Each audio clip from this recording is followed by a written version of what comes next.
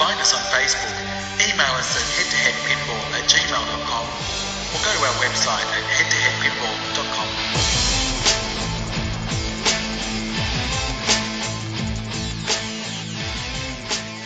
So welcome again to the Head2Head Pinball Podcast. Thanks for joining us again. My name's Martin, and with me, it's Ryan C. How are you, Ryan? I'm great. It's been a massive week in pinball, hasn't it? You know what? It's funny you should say that, because before we started this, we're thinking, are we really going to have enough to say each week?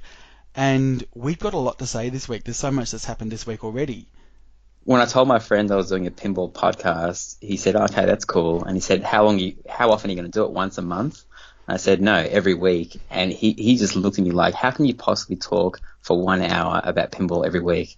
And I was just like, "I can talk for like 2 hours every day about pinball, mate." Easily. There's a lot to talk about. So what's happened in your week this week so far? I've been playing pinball a lot, and sometimes you can get pinball fatigue and you kind of don't want to look at the machines, but this week has been the opposite, where everything to do with pinball has brought me joy. And even just opening up Facebook, which I hate Facebook so much, but I've got so many people that I've made friends with, like friended on Facebook, that are in the pinball hobby, that my whole entire feed is just pinball. And with Pinburg happening this week, it was great to kind of just open up my phone or my computer and just see just pinball everywhere. And we'll talk about Pinburg a bit later on, but some couple of changes to my game room. I've got Getaway. Getaway is out. It's been cited down at Pinball Paradise if you want to give it a go. Oh, I did see that, yeah. Yeah, and Doctor Who is in. So Doctor Who was sitting at a friend's house for a couple of weeks, and I brought it in, and wow, what a game. I mean, I've hardly ever played Doctor Who, and when I have, it was at a pinball meet with the volume cranked down so low and so many other machines blaring that, I could have just looked up a YouTube video, but it was like playing a pinball for the first time. It was like a new stone, so to speak, except it's a 20-something-year-old machine. Is that because of the quality that it is? No, it's not like a totally restored Doctor Who or anything. It's just a machine that I've never really wanted to play, and I haven't seeked it out. But I bought it because our mutual friend Jeff, I know this is a stupid reason to buy a pinball machine. He was talking about how Star Trek sucks. I think it's because he likes the art on other machines more, and he thinks it's a boring machine. And I said, well, name a shot, a repeatable shot that's better than the Star Trek warp ramp. And he kind of laughed, and he was a little bit drunk, right? I won't leave that out. And he said, mate, if you want a nice repeatable shot, get yourself a Doctor Who and save yourself $8,000. And I kind of laughed it off like it was a good joke. And then a Doctor Who came up for sale, and I just thought, yep, I'll take that. So it's Jeff's fault that I bought the machine. It is a good repeatable shot, but it is a good repeatable shot. Don't be dissing on the warp ramp on Star Trek. I mean, it's not an easy repeatable shot by any means. It's the one on Doctor Who is easier because it stops the ball, so the ball slows down. It goes to the flipper to the exact speed every single time. Whereas with the warp ramp on Star Wars, Star Trek, yep. Star Trek, the ball will kind of bounce, and it's a lot harder to repeat. If you can get that 5 or 6 times in a row, you're a freaking genius. So I've been playing that. I know it's not the world's greatest game, and it's funny because my wife Chanel, every time I get a new pinball machine, we kind of play the first game together, and she gives her kind of immediate impression to me. So I let her go first, and she drained out her third ball, and she was kind of liking it, the music, the theme, and whatnot. On the third ball, I got multi-ball, and of course is it the Daleks? I don't know anything about Doctor Who, by the way. Like, I'm not a Doctor Who. The Daleks? Do you know, Daleks. Daleks. Oh, yep. Wow. Yeah, Ryan. I know. So this is how much I know about Doctor Who. Like, absolutely nothing, right? The Daleks start going, exterminate! And the speaker quality this is like WCS sound, is that what it's called? When they introduced that in Indiana Jones. And it is excruciating. Like, my ears were bleeding. I was laughing through it. I turned around after my ball drain, and my wife wasn't even there. She's in the other room having a cup of coffee, and I'm like, hey, where'd you go? You didn't watch my last ball. She's like, I'm sorry, but you can't play that machine. I'm not only not going to play that machine ever again, but I don't want you to play it when I'm like around you. she literally because of that sound, she hates that machine. So let's see how long it lasts. I've played that game a lot. It is a fun game. Bit of a short game, but it's a fun game. I know a lot of people hate on it, and I've purposely avoided kind of like, reading reviews and trying to figuring out how to play through people's opinions on whether it be Pinside or even YouTube videos, because I want to kind of treat it as a new machine, because I know one day I'm going to run out of new machines to play. Yeah. New 90s machines. I'll never run out of like EMs and solid state machines. There's so many of them. But eventually I'm going to get to a point where it's not fun anymore to play these machines. I just know everything. So, I'm kind of treating it as a new in-box experience. Well, I guess, again, seeing it from a competitor view, when people play these in tournaments, it really is ramp shot, or the WHO ramp, and it sort of ruins most of the game, but you're going to be playing it differently than I would. Yeah, well, multi-ball isn't super duper hard. It's got lightning flippers, so it's pretty as it is. I might change them out to normal flippers just to see how I go. But I've also been playing a lot of Simpsons Pinball Party, which I kind of mentioned last week. But it's had a little issue, and I fixed it. It's just playing like a dream now, and I feel like I never played that game properly, because during multi-ball I was having so much fun with the music and stacking all the modes that I never tried to get the super jackpots. I'm not sure how much you know about Simpsons Pinball Party, but basically you have to hit a certain amount of jackpots, and the super jackpot is hitting the ball onto the couch, which you pretty much, that's up in the top left playfield, yeah. Yeah, you have to time it right. It's not something that you can accidentally get. I think I accidentally got it once when I wasn't trying to get it. So I've been trying to go for it, and I realized that I couldn't stage flip off my left flipper, but I could off my right. And I finally after a couple of days, I opened up my machine, and I realized there's no stage flipping. There isn't a second switch on the left flipper button, and I'm trying to figure out. I've asked like 3 people that have Simpsons, and no one's got back to me. I asked on the Pinside threads, no one's replied to it. There's no stage flipping off the left flipper, so you have to cradle balls on the right flipper, and you can't cradle on the left. And it's hard enough as it is. Yeah.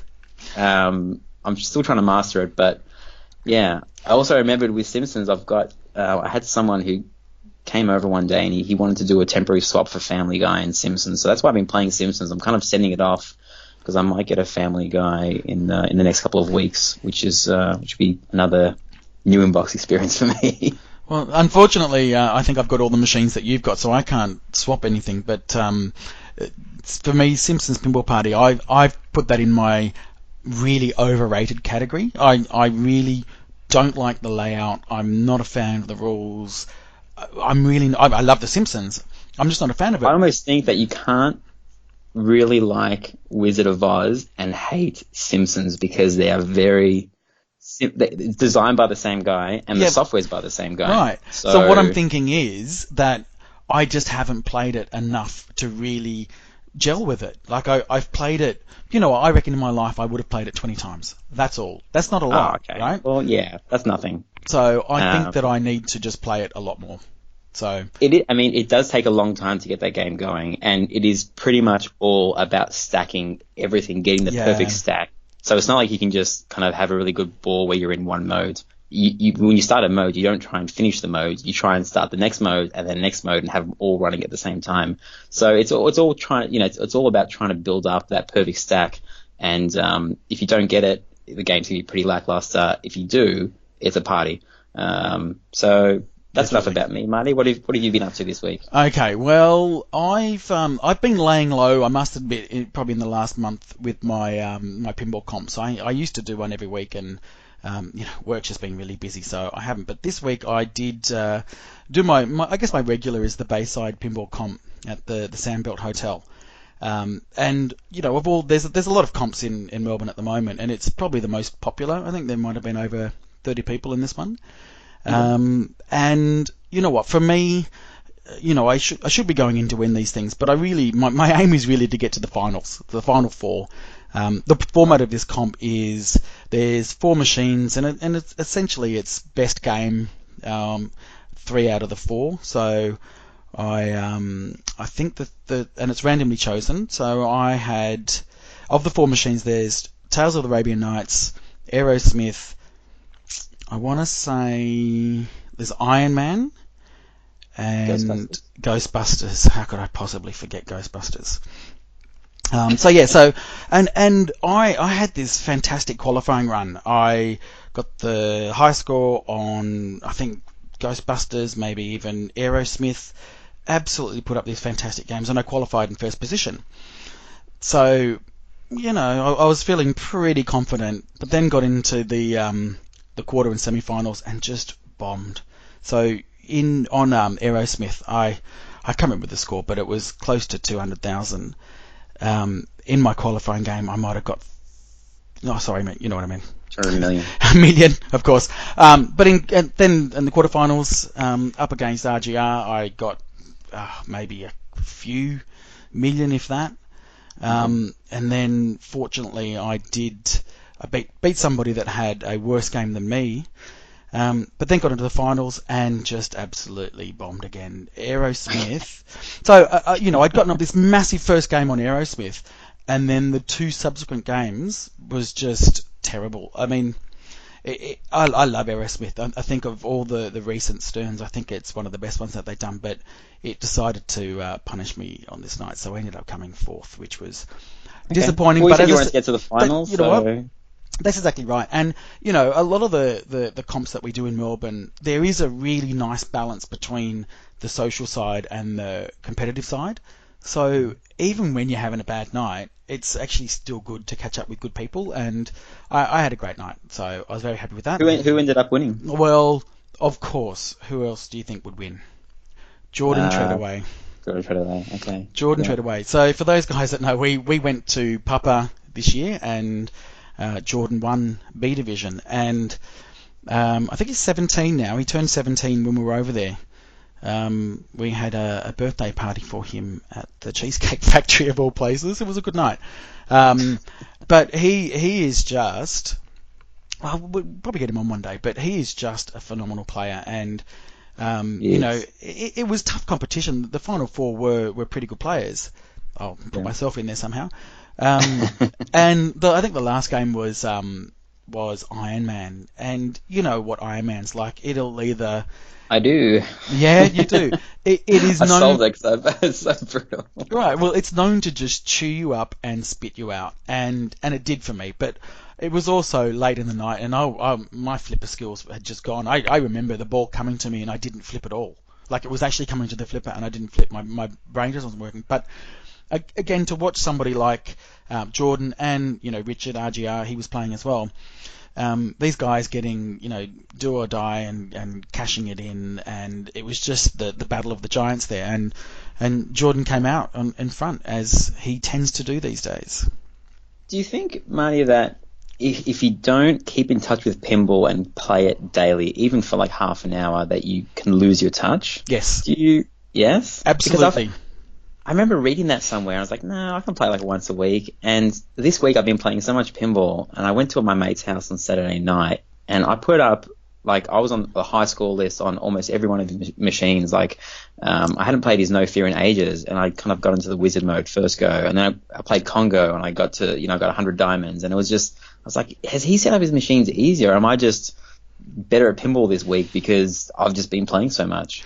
No, I definitely believe that the more you play, the more it just becomes natural, and the less you need to focus on, because maybe there's a bit of muscle memory. It knows where you need to hit things, and this time last year I was playing a lot better than I am now because I was playing a lot more than I used to.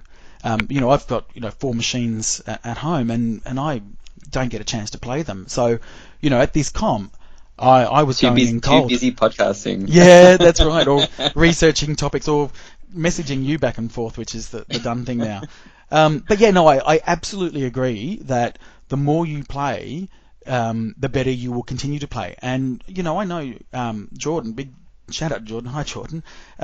He's at school, so he comes home from school and plays pinball for hours every day.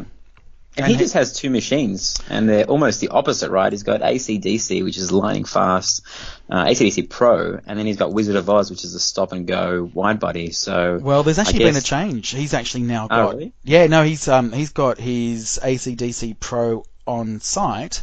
Okay. Hope you don't mind him telling. Hope he doesn't mind us telling him. But he's now got a new inbox Metallica, what is it? The Pro? Premium. The Pro. Oh, okay. Yeah. But you know when the latest version of it, so LED Pro. LED'd out Pro. And I did play it. I dropped him over there a couple of weeks ago, and oh man, it's such a great game anyway. I love Metallica, I really do. But to play one that has had few players on it, it's just a joy. It is, I mean, it was brutal, it was tough, it was just really bouncy, but really solid and very unforgiving. And that just every ingredient that I really wanted in a pinball machine was right there. It's, you know, obviously that's what you're going to get from a new machine, but he's got that at home. I've had the Pro, and as much as I love it, and as much as I think it's one of the best Pros out there, when you keep on swapping from a Pro to the Premium, there's little things that you just miss out on. Like when you hit the spinner and you have like a good stub, you hear that do do do do. It's just this weird sound. And then when you do it on a Pro, it's like a nothing shot. The shot doesn't exist when you hit the orbit because you don't get that kind of feedback.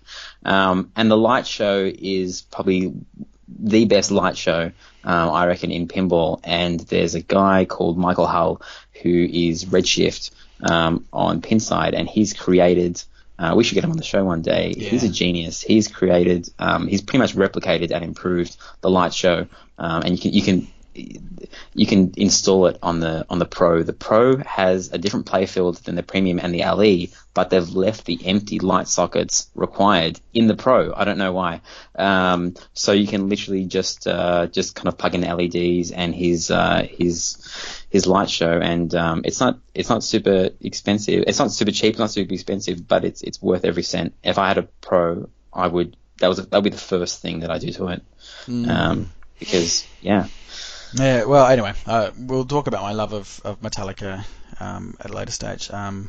So, and you know what? I streamed this week. I didn't do my Sunday stream, which I feel really bad about. But I had family commitments. My boy turned 13, so I had a party for him. The whole time, yeah, happy birthday, Finn.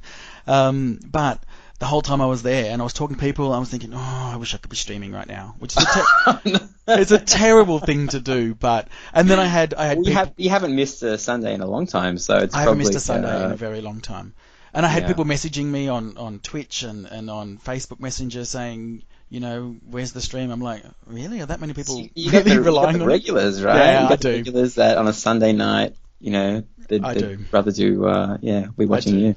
So anyway, so for those Melbourne Silverball League, go to Twitch, go and look at my channel, and all you will see on a Wednesday night and a Sunday night is me and some friends drinking and getting drunk, and pinball just happens to be there. and obviously the other big thing that happened this week was, you know, Pinburg happened on the weekend. So did you get to watch much of it? Yeah, I tuned in on Sunday, Sunday morning. So it was really nice to wake up on Sunday morning and kind of just open up YouTube and have it streaming live. And just to get any negative comments out of the way first, I'm not sure. They were on the main stage, and I couldn't see when they were tilting the machine because the camera was shaking so much. So I couldn't. You know what I mean? Sometimes when you see the ball, you know, moving and it's going to drain the out lane, and you're watching TV, you're watching someone play, you kind of like you move your body because you want to nudge it as well. I know. But you kind of lost that because the camera was shaking so much. So that was a bit of a pity. I know. That stage has been the bane of them. Last year, apparently it was worse. So this year they managed to get a new stage that was already there. It was in a different hall. And so they said that they'd fixed the problems. Now, I would imagine, because I haven't had any feedback since, that the stage for the players, and they said that it wasn't too much when they were playing, but if somebody walked behind you, you could feel the stage move. Okay. So I think that this stage probably would have been better this year. Gymnastics floor or something. It probably would be, something like that. Yeah. But yeah, you could just see In particular, the playfield camera just constantly shaking. And you think, oh my gosh, how come the game's not tilting? Like, no, the game, like, he hasn't touched the machine. So, yeah, no. I think that's a really important thing when you're streaming pinball, especially to a pinball player, is you kind of need a rock solid camera so you can see when the machine is moving if someone goes to tilt, because if you lose that suspense, then you don't feel like you're kind of, you're there watching him. And the other thing I think is they need to, they had that big giant logo saying Replay FX or Pinburg 2017. That's kind of real estate that they could use to show live scores or a live tally. Because if you walk out of a room and come back, then, you kind of, you lose where you're at. And you have to kind of watch for 10 minutes just to get an update on the standings or the scores. So that's something they can improve on. But besides that, it was awesome. And it's good to hear Steve Bowden as well commentating. Yeah, he's awesome, isn't he? I mean, look, I did ask you, did you catch it? I knew you caught it because you were texting me going... Oh, sorry. You're texting me going, I don't, how does this work? What, this person won, but they have, the points? Oh, gosh.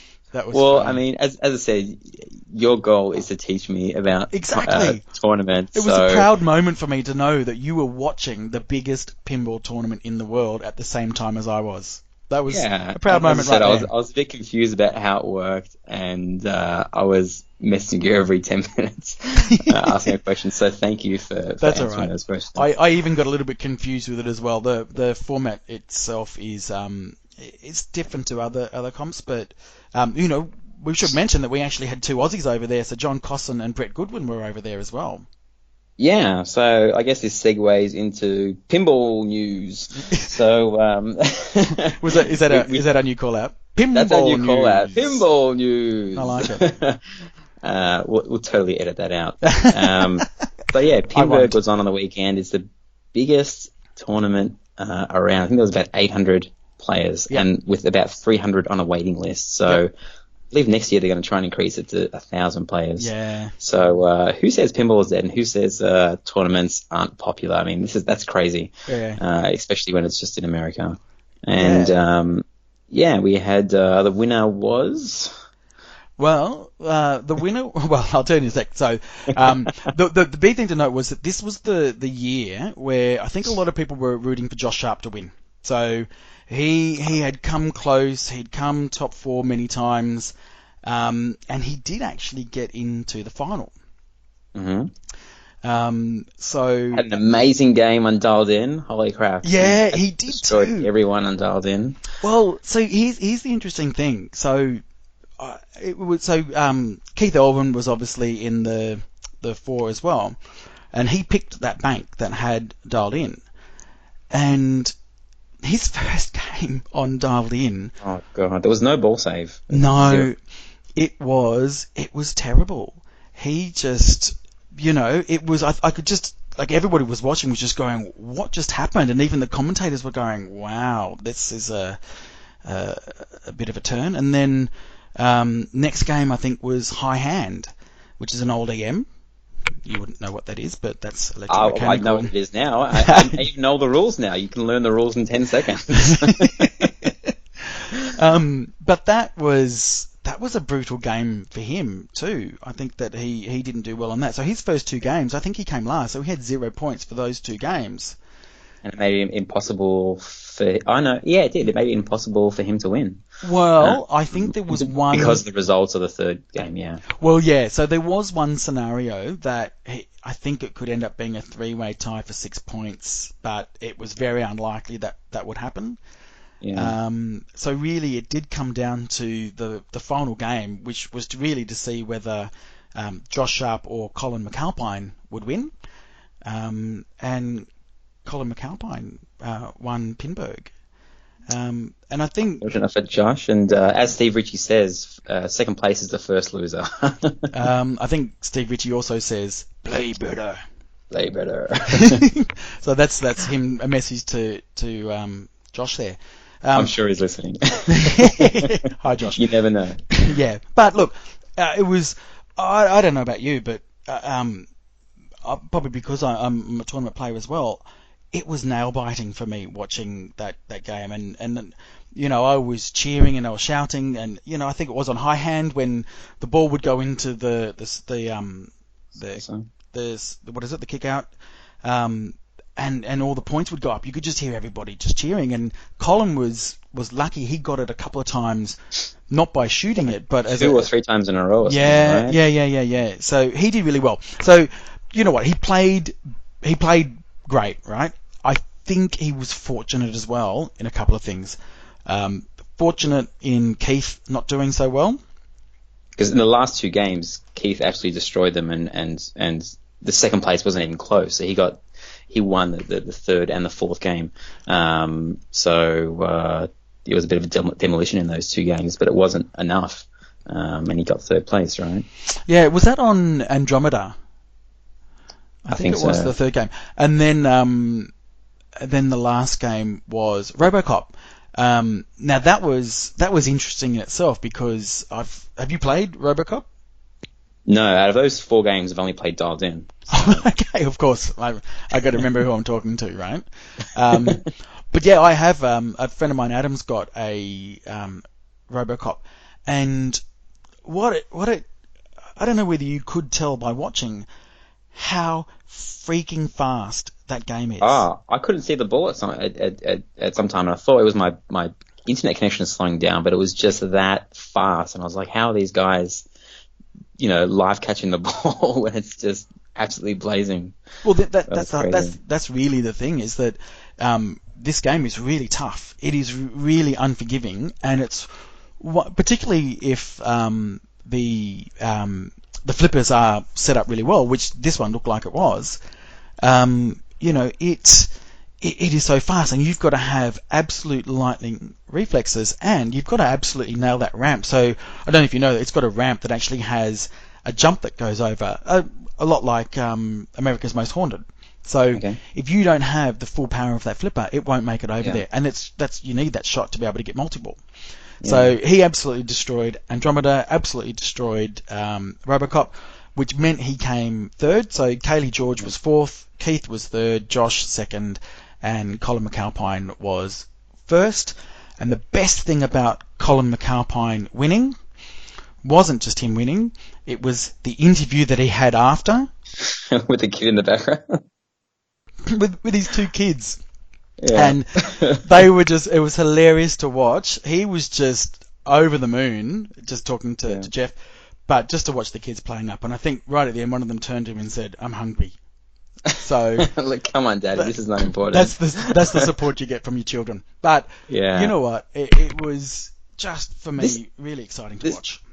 I felt really sorry for Keith simply because I was kind of checking up on the scores, as the Pinburg kind of progressed. It was 2 days, right? Yep. Was it 3 days? 3 days. 3 days. Yeah. So the first day he qualified first out of like 800 was it first? Yeah. Out of 800 and something people. So he's number 1.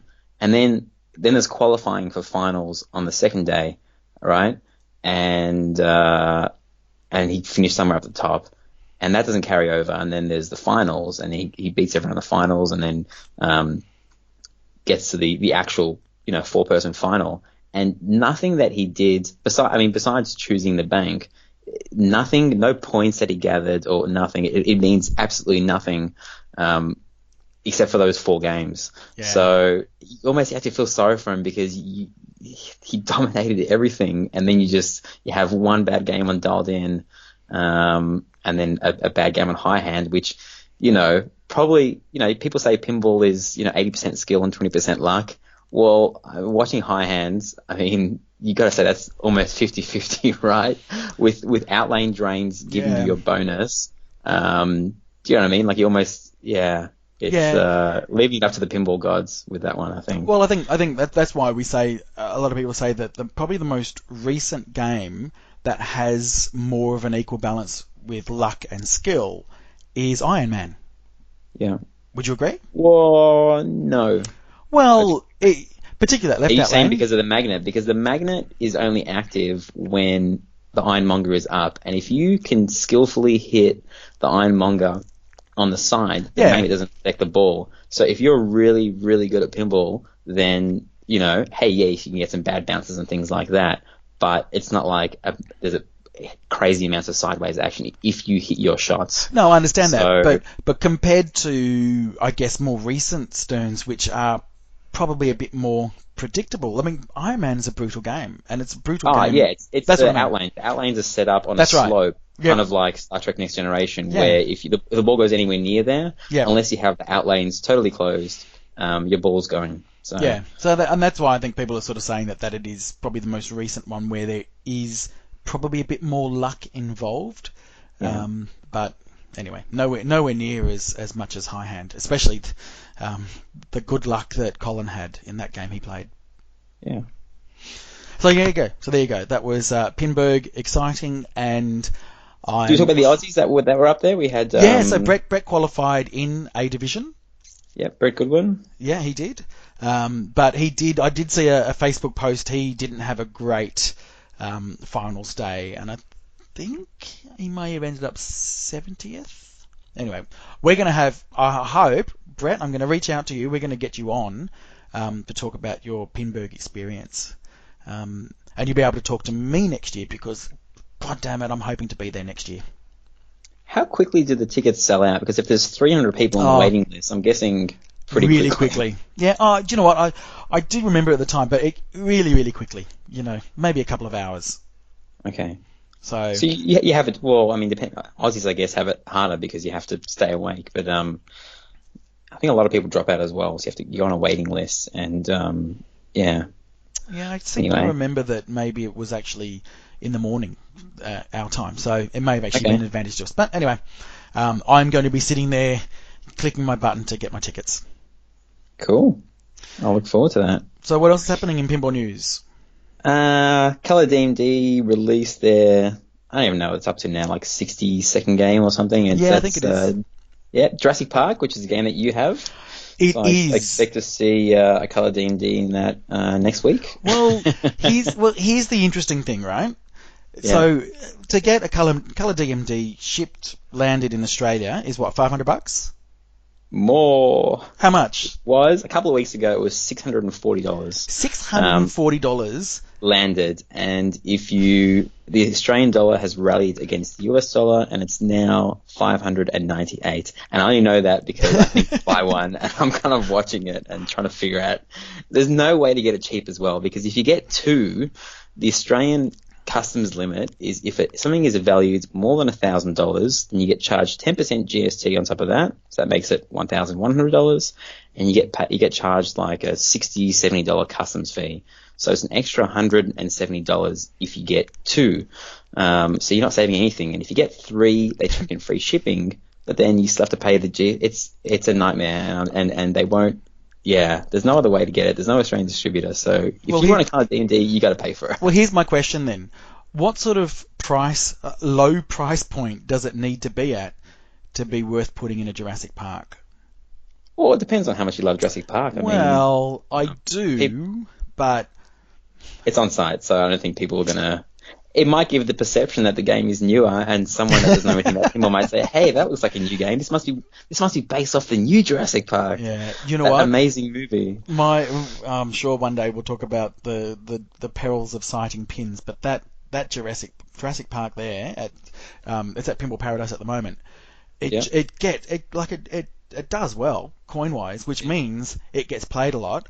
And right now, it's seen better days. So okay, I don't. Do you know that I haven't played it yet, even though I've been to Pinball Paradise a lot of times. I haven't put any money. I'm sorry, Marty. I haven't put any money in that machine. You have not contributed to my retirement fund. I'm sorry, Marty. That is just unbelievable. Anyway, my point is, I saw it and I went, "Oh, fantastic! That DMD looks great, and the animation, the colours on that really suit that." But on a game that's only worth that amount, I don't know. I'm still undecided. I mean, you can sell your D&D for, I don't know, $150 to $200 second hand, and that kind of subsidizes the cost. But I mean, there are some games that kind of command a color display, and there are some games like Twilight Zone. In my opinion, a lot of people might disagree, but the dots are amazing. But if you colorize them, it doesn't. Most of the time you're kind of looking at the score. There isn't like a lot of sequences of animations. It's Right. more of just like it might flash something like the Hitchhiker or the Power, and like, not much moves. It's when you have a lot of moving dots and they're not in color. That's when you're like, what am I looking at? Like when you're looking at Simpsons, you're like, what is he holding in his hand? It doesn't make sense. Especially the Stern digitized dots, they're horrible. When you put color to them, like when you put color to Iron Man, Tron, and Spider-Man, I think those are the three main ones that have digitized dots. They look amazing. So you can, you don't need to get one, but well, I think that because there are a lot of, I guess, movie animated clips on Jurassic Park, I reckon it'll look really well. So let's just say I'm not ruling it out, but I think maybe when you bring it home one day. Yeah, well, and do you know what? I think it's heading that way. I think it's probably had its day out on site for probably a bit too long. How about this, mate? Let's do a deal on air. Well, okay. When you bring it home, you get a color DMD, and then we'll do a swap for Simpsons. Okay. How about that? Oh, okay. Right. That is a deal. It's on air. I'm the one that edits this thing, so I'm keeping it in. Okay. As long as I've got it back, because I'm doing a quick, couple months swap for Family Guy. So you got plenty of time, but let's do it. Cool. All right, so the next piece of news. So I have been waiting for this moment for some time, and that is the full artwork reveal of Total Nuclear Annihilation. What do you think, baby. Ryan? Okay. Now, I'm probably more excited, or was more excited about this game than anyone else in Australia. I'm just putting it out there. I'm the one who started the Aussie Arcade thread on it and posted a whole bunch of updates without anyone caring. And I fell in love with this game without seeing the art. Like when you just see the white wood, a lot of people did. It's just beautiful. And there's something about the way the lights moved and the sound. It was just mesmerizing to me. So the downside of that is that when you kind of start to think in your head like, oh my gosh, I mean, if I love it when it's a white wood, then how much am I going to love it when the artwork is out? And I woke up in the morning and I had 2 or 3 messages, people sending me the art because it was super early in the morning when it was revealed. And I can't say I was the biggest fan of it immediately, but I don't know what I was expecting, you know what I mean? Like it said, you kind of have a vision in your head of it being amazing, but I couldn't kind of populate the playfield and say it's going to have this type of art and that. It's very different. You got, I guess if you categorize it in 3 different pieces, you got the side art for the cabinet, which is a throwback and a homage to like Bally Midway side art. That was like my friend had Strange Signs, and it was exactly the same. It just has like cool colors on it instead of being blue and white. So that's one style. Then they've got the backlash, which is being criticized, but now that kind of looks like the best part of it. And then you have the playfield art, and the playfield art has this kind of like weird matte kind of like cell shading. Sorry. Yep. It's like video games like Borderlands and stuff. You use that, and it's kind of that's what it kind of looks like to me. And if you put those 3 together, then they're 3 very distinctly different types of art. So I don't think it's super cohesive art.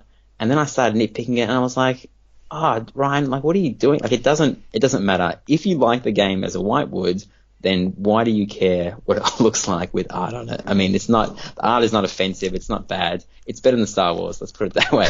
Wow. I'm still excited for the machine. Right. So, I am a big fan of retrowave. Do you know what retrowave is, Ryan? I do, because it's like the only genre kind of thing I'm into. I call it Outrun. Right. Okay. There's a lot of sub genres inside that retro wave, synth wave, new wave retro. There's a lot of different things. So I love the music. Far Cry Vengeance. Oh, sorry, I can't remember what it's called. The video game that they did. There's a video game that's just about that genre, and it's probably my favorite game of all time. So I'm into that genre. Right. So when I think there was an interview with Scott Danesi, and he was trying to explain, how it is retro wave inspired. Effectively, what he's saying is, imagine you're in the 80s and you're looking forward to what the future would look like. That's what it is. The future from it's like people in the 80s. People in the 80s trying to guess what the future is going to be like, and getting some things right and getting some things wrong. Exactly. Like every movie in the 80s, like they would predict the future. It had a lot of like pink neon lights. Yeah. But fast forward to the future, no one gives a shit about neon lights.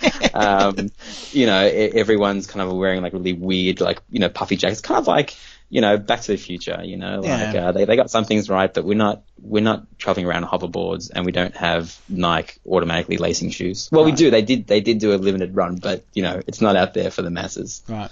So when I saw the back glass, loved it. I just thought, yep, that's it. You've captured the spirit of retro wave. So when I saw the playfield, I looked at it and went, yep, that's fine. That's, that's just what I thought it would look like, and I'm pleased because they didn't make it worse. The light show is going to be amazing, so I think it looks great. My problem Don't tell me it's the side art. It's the side art, and I'll tell you why. Oh, what? No, okay. I'll tell you why. I love the etched aluminium, by the way, with the total nuclear annihilation. I think that looks great. That art looks like... Okay, I'm going to try and explain myself. It looks like an arcade cabinet that could have any game inside. It could be Frogger, it could be Pac-Man, it could be this. It's just a generic piece of art. You might as well have that on the side of one of those virtual pin machines. Like it's not telling you what the machine is. The fortunate thing is, once that's in a collection, no one's going to give a shit about what the side art looks like. It's the back glass. Someone who's going to buy this machine is probably going to have 20 other machines next to it, and you can't see that side art anyway, right? Yeah. Anyway, look, we'll post. If you haven't seen it, we'll probably post some pictures up on our Facebook page anyway. Spooky teased a photo of it, and then they just kind of out of nowhere announced it, and I don't think people were expecting information this quickly. And it's priced at $5,995 which, I mean, all new pinball machines are expensive in comparison to what they used to be. But if you look at that price from a value offering of what is on the market at the moment, that's a decent deal. I mean, there's more stuff in there than you get on Star Wars. I mean, besides the license. But you've got a lot. You got 4 RGB LEDs. You've got, I think it's like 17 coils and solenoids in there. You've got an LCD screen. You've got 4 numeric displays on there. You've got 2 displays that count down. There's a ball saver and the nuclear reactor temperature level. There's a lot on there. I mean, and you've got the sound system apparently. I haven't heard it in person. You can hear it over the videos, but I had a friend that went to TPF, and he played 2 games on it, and he said, "This is the one." He's going to TPF, and it's my friend Mark, and I said, "Let me know how Total Annihilation plays," and he's like, whatever. Like he didn't really give a shit, and he was thinking about all these other games. I want to check out Aerosmith, and I want to check out this, and I want to check out that, and then he messaged me while I was at TPF, and he's like, I'm getting it. Like, it just is the best sounding pinball machine I've ever heard. It's just like the bass. I think it's created like a subwoofer box inside the pinball machine, so it actually sounds. Scott Denise is a DJ, right? Or used to be a DJ, right? So he knows a bit about sound. He mixes his own music. So I'm excited. It's gonna be I'm actually surprised that you're excited, and I'll tell you why. Because. Okay. Let's go head to head on this, mate. Oh, this is the whole head to head thing, right? So, I agree. It looks fantastic. I agree. The sound is amazing. There's sidebar. I know they keep talking about what's underneath the table. I don't care what's underneath the table. I just want to see what's on top of the table. The reason why I'm surprised is it's a fancy solid state. Yeah. So you're not with into a modern solid feel. Yeah, but you're not my into favorite genre. Right. Yeah. Okay. I guess there's probably enough ticks of the box for you to go, yeah, but like you're really excited by this, and I honestly just thought that you wouldn't have been interested at all. I love this. This is absolutely in my wheelhouse. So I mean, I'm into. We talk about music pins, and as I said, I love Metallica. I can bear their music. I mean, it's not bad. Sure. Love AC/DC music. Kiss is good party music. Aerosmith, I don't care about. And there's other music pins, but as I said, Tron is my Daft Punk machine. Right. And this is if I get it, would be my EDM machine, if you want to call it that, Yeah, okay. electronic dance music machine. And I mean, if you can update if a solid state plays exactly like that, and you can update it to have the same feel as this game with the light show and everything, then yeah, I'll have a collection full of solid states. But pinball to me is sound, shot satisfaction, the light show, everything has to come together. And solid states, unfortunately, they might have the layout and the excitement of losing your ball. And some of them have really cool sound, but it's missing kind of the updated feel, which, someone who's new into pinball is attracted to. Well, you know what? I can understand that argument, because I remember the first time I played Whoa Nelly Big Juicy Melons. I played I played it. And so I played that recently as well. Yeah, so I played that at, where was it? The Pinball Hall of Fame in Vegas.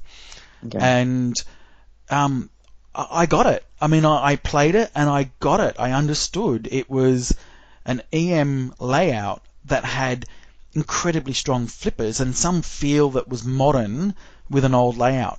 So if that's what you're saying, this is going to be like, where it is that old layout. I don't think you can compare. No, you know where I'm going with this though.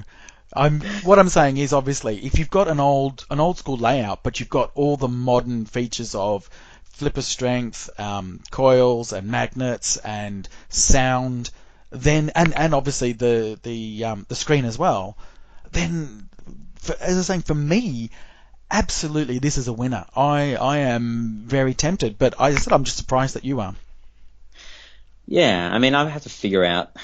I just didn't think it was going to come out this quickly, and I don't think I can get Total Nuclear Annihilation, and Star Wars at the same time, which I've got my name down for both. And well, here we go. Total Annihilation's cheaper, another head-to-head scoop.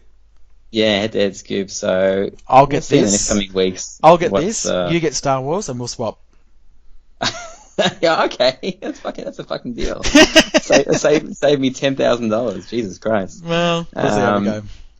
Yeah. Don't say that, and then I get Star Wars, and then I've got nothing to swap. Well, that's right. Because they're making him in batches of 50, and I reckon I would be in the top 5 or so. Not that means anything, because I emailed Spooky as soon as I saw the first initial streaming that Jack Danger did.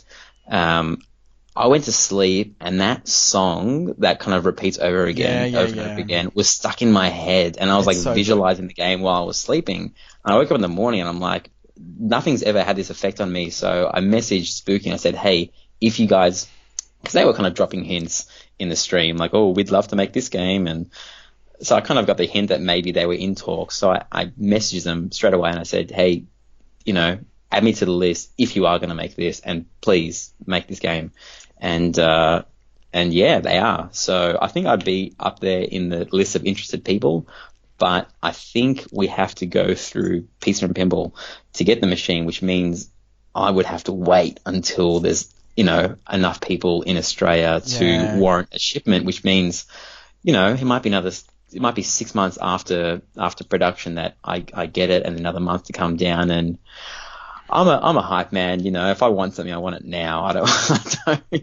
So I'm not sure how much it's going to cost to air freight the machine, if that's an option, if they make one to Australian standards kind of in the first run. But I've been talking to a couple of buddies to see if we can figure out a price on air freighting a couple of them down, so we don't have to wait and we can be impatient pinball collectors. Wow. Someone can email us at headtoheadpinball@gmail.com and hit Ryan up for his order. If you have shit hot rates for air freight and you like me, please send me a message, because I've got a DHL account and I can get it down. I mean, I haven't got a quote yet, but I can get better rates than the stock ones. But I think Alien, Andrew Highway, if we want to segue to him, Andrew Highway had insane rates on shipping pinballs anywhere in the world. I'm not sure how he did it, but he just he just managed to negotiate insane. I wish he could negotiate other things better, but you could ship a machine for like $5,000 US from the UK to Australia. Wow. And the normal rates are about 3 times that, I believe. Well, So, before we do go on to Highway, there is the burning question that I have asked you during the week to think about, and I don't know whether you got an answer, but it was, but take Daft Punk out of the picture, right? So I'm a big electronic music fan, right? In particular, in industrial. DJ Marty. No, not quite. But I do love electronic music. So take Daft Punk out of the picture, right? Yes. So we've obviously had a lot of rock pinball machines, rock band pinball machines. Yes. What band that is not rock do you think they could make into a pinball? I did have a little bit of think about this, and it'll never happen because pinball seems to be dominated by mostly white males. It doesn't seem to cross over into like the Asian culture and the African American culture too much. But I would love a straight out of Compton pinball machine, like a rap pinball machine with Dr. Dre and Snoop Dogg, like in the 90s, like when gangster, the G-Funk era. I was massively into that in high school, and it'll never happen. But fuck the police multi-ball, amazing. Well, how about you? So look, I'm probably going to be going a bit cross-genre here, but this band does a bit of rock, but they also do industrial. I reckon 9 Inch Nails pinball machine would just block. Yeah, absolutely. I love 9 Inch Nails. But I don't know about whether the songs or the lyrics or anything would then translate to modes, but I think that music and their imagery would make a great pinball. I mean, like Metallica has a lot of things on there that relate to Metallica, and so does AC/DC. But you can almost interchange any pinball machine. Like you can change the toys around a little bit. Like Aerosmith. Like what does that have besides the amazing art? It has an elevator, which is the elevator is just a scoop with a kicker on it, with an elevated toy on it. I mean, it's not an elevator. The ball isn't slowly traveling up on a servo or anything. No. So, I almost feel like I love music pins, but I almost feel like, it's not lazy, but I think it's a lot easier to make a music pin because you've got that music playing. Yeah. I was telling you the other day that I've never actually played AC/DC with the intention of getting to Encore. I just want to have fun listening to AC/DC music and hitting the Steve Ritchie layout. Yep. And yeah, I don't know. I don't hold music pins in the same class as like, crazy layouts, like Wizard of Oz or something where they really try and integrate everything. Right, okay. Yeah. Well, listeners, email us head2headpinball@gmail.com or on our Facebook page or Twitter or all these other places, or even on our head2headpinball.com. Put some suggestions out there, even on Aussie Arcade or Pinside. What non-rock band do you think would make a good pinball machine?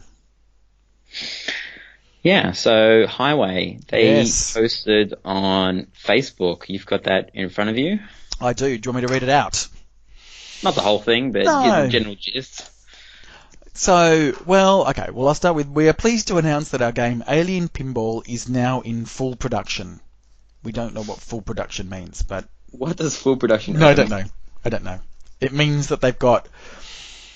I don't know. They need money. They need more money. That's what I mean. So we aim to start... We shouldn't be very facetious about this. We aim to start shipping games out in numbers on August 14 and onwards. Okay. That's not too far away. No. Currently manufacturing Alien Standard Edition, and we'll start building limited edition games at the end of August or early September. Pre-order customers will be contacted shortly, blah, blah, blah. Possible add-ons. See, they're still doing the add-on model, which I don't know about. Yeah. So games are available through our distributors, which can be found on the website. There's still no distributor for Australia, is there? There isn't, but I mean, with the new owners and people running the show there, I'm guessing there will be a distributor. I mean, there's the franchise is too big, and as long as they pull their heads out their asses, actually get this thing shipping, then people will want it. I know people that were so close to putting money down on Alien, even when I was telling them, hey, don't. These guys are in crazy financial strife. And I mean, if the message they're trying to convey is true, then what an amazing turnaround if they're actually able to. I mean, but I said full production. I mean, everyone has a different. Does full production mean 20 machines a week? Doesn't mean that they're going to do one machine a week. I mean, what is it? What does full production mean? Well, it What's says the definition? we aim to start shipping games out in numbers. That's good. But numbers. I mean, one is a number. Well, two. Yeah, I know. That's what I'm saying. It's a non-announcement. But you know, you're right. Maybe it is. They haven't given everybody their refunds. And you know what? Here's a side note, right? So I know there's been a lot of criticism of Highway and the new owners, and in particular calls to get your refund, right? Refund. I get that. So if I was a new investor, I would be saying, right, what is the value of this company? And when I think of the value of the company, it would come to a certain amount. It would be a dollar value. And then I've got to think, how much money on top of that do I then need to get these machines into production? And you would put some risk in there. But one of the risk elements is, what if everybody wants their money back? Because if everybody wants their money back, you've just blown all the money that you thought, A, the company was worth, and B, what money you thought you'd need to put in to start producing these machines. Especially if there's no goodwill attached to the company, which I understand. You know, when the shit hit the fan, I mean, the goodwill is close to nothing. I mean, the name Highway Pinball is in the toilet, and that's why when they sent their first emails out, they said, hey, the original price, and I don't know the prices off by heart, is say $6,000 for a standard, or $6,500. Now, if you cancel and then buy again, you got the prices in front of you now. The new prices, I think it's $7.5 for a standard. Yeah, is that $7,495 right? For a standard edition. Yeah, $8,495.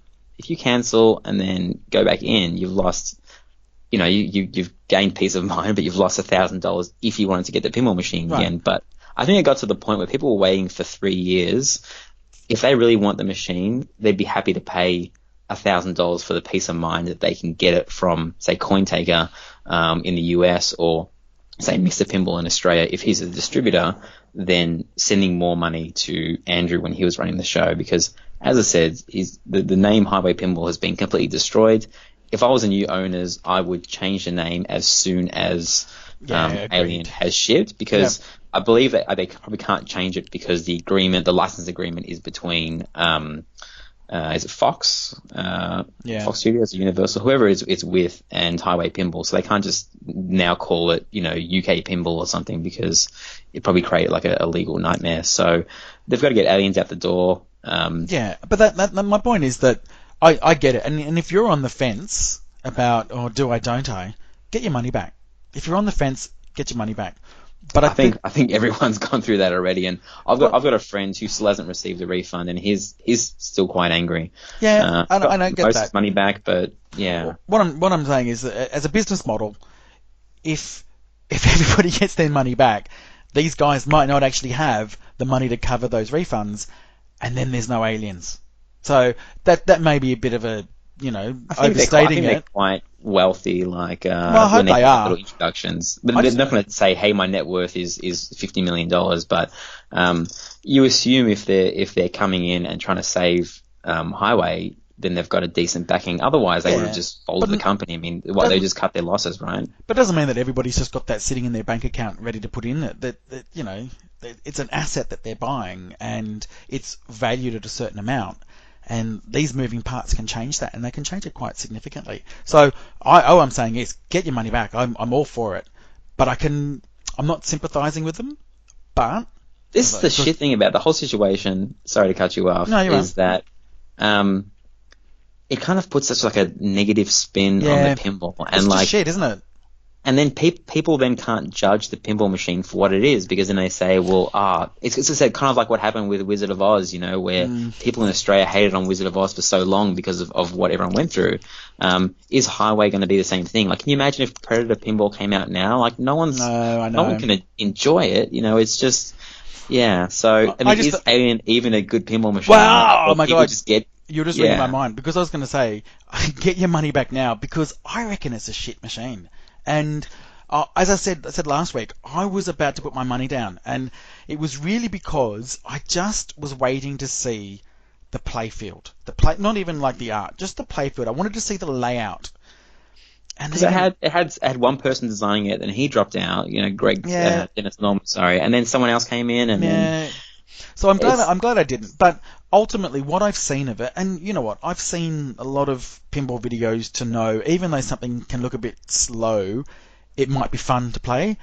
I just think Alien Pinball is a stinker.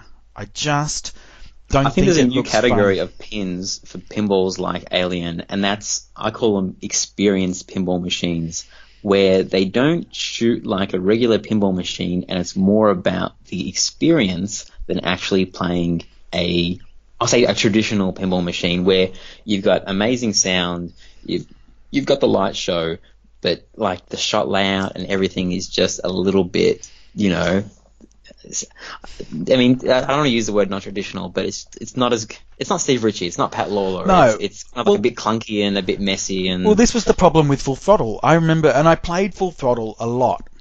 None of the shots felt like where they should be. They were just slightly off, and is that because the designer is new? Is that because Well, possibly. I've played a lot of his game. What was his name? Dave Sanders, I think. So.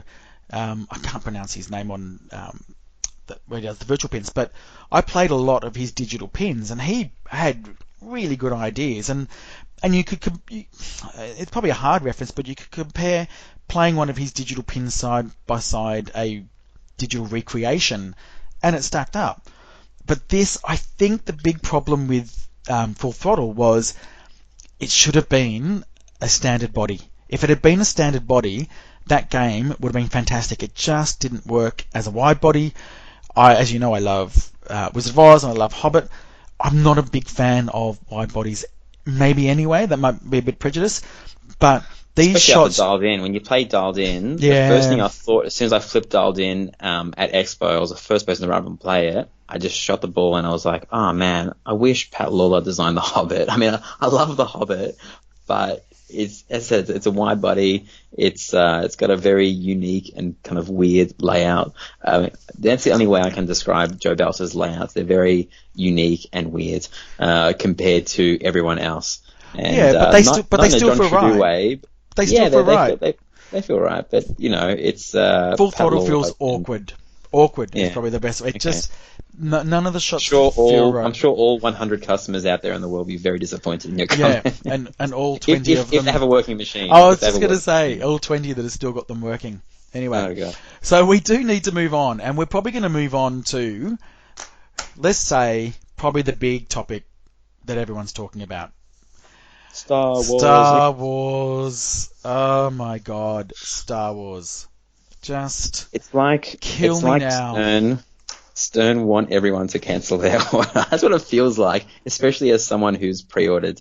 Now, if I was a mad, so people that want Alien, they love the theme so much. It meant something to them as a child and a kid, and they want to somehow recreate that in their adulthood. And that's Star Wars has nostalgia factor through the roof, and I'm sure there's lots of people that kind of bury their head in the sand. They pre-order it when it came out, and they don't care because they want a Star Wars pinball machine, even though there's plenty of them out there. But as someone who likes Star Wars but isn't super duper into it, I don't know every single character and all their backstory and fan art and things like that. You're a normal fiction. person. Yeah, I'm a normal person. It's everything is going against keeping my order. I know, and you've been on the fence, and I don't know. I would have figured this week in particular, with the things that we now know, you would have just been absolutely throwing it out. But I think that we got some good news. We got one bit of good news. We got an update from Dwight Sullivan. Star Wars update 0.87. Right. They've nerfed the scoring. They nerfed the scoring. So crazy scoring, crazy bonuses. Apparently it's been dialed back. But I mean, the crazy scoring was a product of the multipliers. Yes. And you can 20x your playfield or your shots on the playfield, and then you can double that. You can double the whole playfield, which makes a 40x shot. And that's what kind of leads to the crazy scores. Now, I'm not saying I'm a good enough player like Keith Allen to dial that in and hit the 40x shots. Sure. But why 20x? I mean, why not 10? And why 20? Why not 100x? I mean, it's such an arbitrary number, and it makes the pinball, and we'll talk about it a little bit later, but it makes the pinball all about just scoring, and it really, I think, appeases a certain segment of the market, but I think that certain demographic is meant to be me, and we'll get on to our review, but I don't know whether it's keeping me satisfied. That was the good news. Yeah, that was the good news. The scoring's down somewhat, but it's still exponential, and it's still. Can we just say what it does? It really makes a huge divide between really good players and okay players. That gap is now really widened. Yeah. So what else did we find out this week? Yeah. Okay. Well, there was one or two more machines that people sent pictures in on pin side of machines ghosting. But that doesn't matter now, does it? No, it doesn't matter because Stern have updated some smart and observant person on Aussie Arcades earlier in the week read the manual. The manual for the Alley and the Premium came out. I'm not sure if this is on the Pro manual, but it probably is. And he noticed an inclusion into, it's not really the terms and conditions, but if it's in the manual, it's kind of more official than not, and they can point to it. Do you want to read it out, Marty? Okay, here we go. So this is just, I'll start. This is the real kick in the guts. You ready? Okay. Stern Pinball manufactured. No, I won't wait for that. Each pinball machine has unique characteristics that make it a one-of-a-kind American-made product. Aww. That sounds good. That's good. I like the way you're starting there. This is the sales pitch that the Diamond Company tried to sell to me when I was buying my wife a diamond when we were getting engaged. Like each diamond is unique, forged in the earth. So this sounds good for a pinball machine. Continue on, mate. It's really good. I must say, I missed a line above though, which said Stern Pinball has inspected each game element to ensure it meets our quality standards. So inspected by who? By the guy that doesn't turn the light on. Have you seen that? The guy at the factory, they were live streaming, and there was a guy who was inspecting playfields, and the light wasn't turned on. Anyway. And Jody's like, "What are you doing?" So it says so there we go. So each pinball machine has unique characteristics that make it a one-of-a-kind American-made product. Aww. Each will have variations in appearance resulting from differences in the machine's particular wood parts, individual printed art, and mechanical assemblies. Okay, yeah, fair enough. Printed art, okay, yeah. Yeah, makes sense. I mean, it's individual. Can't print the same thing twice, right? Yeah. No playfield is perfectly flat and varies depending on the season. Sure. Gameplay will result in playfield dimpling. Oh. As the harder steel ball contacts the wood and coating. That's fair enough. Dimpling's not a big deal. Yeah. Over time, multiple dimples will blend to make them less noticeable. Okay, I haven't really looked at my Star Trek recently, but I don't really notice dimples anyway.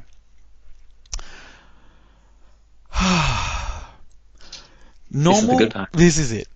Normal plastic insert crazing, in brackets, tiny stress cracks, and ghosting, in brackets, small cloudy areas around insert edges, are often seen in pinball machines due to a combination of plastic mold stress, pushing of inserts into purposely undersized holes, and heating and breaking of inserts' plastic skin when the playfield field is sanded.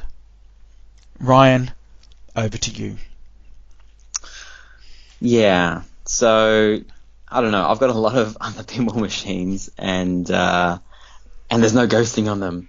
There's no ghosting on my 22-year-old original AFM machine, and I know that's not like a scientific experiment to say that mine doesn't have it, so it doesn't make a difference. But when you raise the price of pinball machines to the level that they're at now, you expect high quality, but obviously they've changed a process in the way they manufacture playfields, and it has decreased the quality in a way that has resulted in ghosting. Now, we saw the eventuation, the eruption of that in Ghostbusters, where, funnily enough, like a machine based on Ghost, there's ghosting inserts everywhere, especially on the alley machines, and it caused a lot of financial harm to Stern because everyone went so crazy that they had to replace every playfield that had a decent amount of ghosting. Now,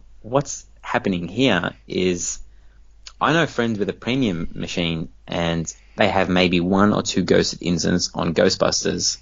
They contacted their distributor. The distributor forwards it on to Stern, and they say, no, sorry, that doesn't qualify for a new machine. Even though it's brand new, under 100 games, if you have 2 or 3 ghosted inserts, unless it gets worse, then I'm sorry, you don't qualify. That's normal. And this is them putting that into writing so that when people message them and post on forums and contact their distributor and they have 2 or 3 affected inserts, hey, look at the manual. This is normal. This is your one-of-a-kind American-made product. So okay. Let's just say they're attempting a bit of a safety net there, a bit of a get out of jail free. So let's just put everything all into one sentence, and then I'm going to ask you a question. Right? Okay. Why do I have to answer all this question? Because I already know the answer in my head. I want to hear your thoughts first. Okay. But, actually, no, wait. There's still one more thing. We need to mention, and then I'll put it all together. Okay. Because there was also another picture that you actually sent to me. Yeah. And I don't know. The life just came out of me. Okay. I'm actually the least disappointed about this one because I don't really care about this. But each alley machine for a very long time has had the playfield signed. And I believe it's signed before the clear coding process, or takes the signature. Yep. I think it's someone in Germany. I don't know. Someone linked me to this, but then I couldn't find it on Pinside, and I couldn't find who posted it. And he's taken a couple of pictures of an alley machine in Germany, and also a 25-second video which does not feature the hyperdrive. And I'm like, come on, if you take a video, man. Take a video of the hyperdrive, you mong. Thanks for the pictures, but geez. Anyway, on the apron card, on the left, you've got the yellow instruction cards, and on the right, instead of a pricing card, you've got a limited edition plaque signed by Steve Ritchie. And I'm not sure if it's metal or cardboard. You can't really tell. It looks flat compared to the rules card. The rules card's got sort of an arch arch over it. Yeah. So it means that they may not be signing the playfield. So the playfield on the premium and the LE are exactly the same. And maybe this is due to the ghosting issue where they didn't want to, get the people to re-sign and then re-clear. And, or maybe it might. Just said, to me, this doesn't really matter that much because it's signature. Steve Ritchie's signature, John Board's signature, Gary Stern's signature. They have $0 value to me. But it's another change that is, not in the positive column. So people are getting a little bit angry about that as well. So this is the whole piecing it together. You've got quality control issues. You've got mixed reviews. You've got they don't have the shaker motor in it, and yes, I know they didn't have that with Aerosmith either. But they're putting the price up. They're reducing some of the quality, and I mean quality as well as quantity. Yeah. And people are going bananas over this stuff, right? Yes. My question is, why do you think they're doing this? Because they can, and because it's Star Wars. I think we're discussing it. No, I reckon beyond that. Because that's the easy. Yeah, I know that. Yes. But as a business, what do you think's going through their mind when they decide to make these decisions? just maximize profits. I mean, that's what they've been doing for years, and But I don't mind companies doing that. Companies have got to make money. Why now? Yeah. Why is it now they're doing just all this that's having bad will? Do you reckon they're using the positivity of a Star Wars franchise to get all these unpopular decisions out there? Well, I mean, they've probably got a lot of new costs that they haven't dealt with before with the LCD screen. Not only the development costs of getting a Spike 2 system ready for that, but also employing a lot more people. I'm pretty sure it's harder to produce custom animations and a cohesive LCD environment than dots. I mean, they still had a team of people working on dots, but I doubt they spent that much time on it. And that's maybe why they resisted so long, because they had such a dominant market position that they didn't need to be the first people to do an LCD screen. It kind of got to the point where it was ridiculous that, Jersey Jack's Wizard of Oz machine had been out for, 4 years until they finally bought out what was the first LCD machine? It was a Batman. Yes.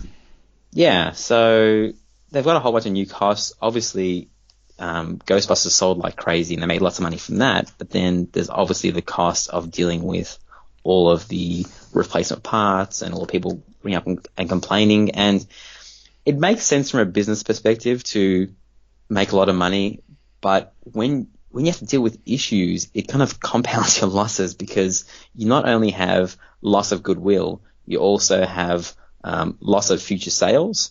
And we can say, hey, people forget with the next pin, and that's how pinball people work and stuff. But there are people that have sworn off certain pinball machines due to the whole Ghostbusters situation. Yeah. And there are people that are canceling.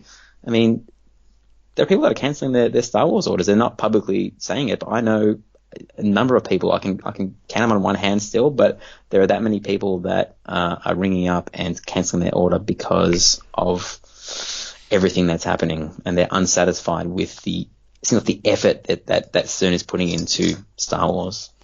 Yeah, it's certainly it's not winning over the pinball community by any means, and particularly Aussie Arcade, the Star Wars thread just continues to just blow up every day. I could only imagine what it's like on Pinside.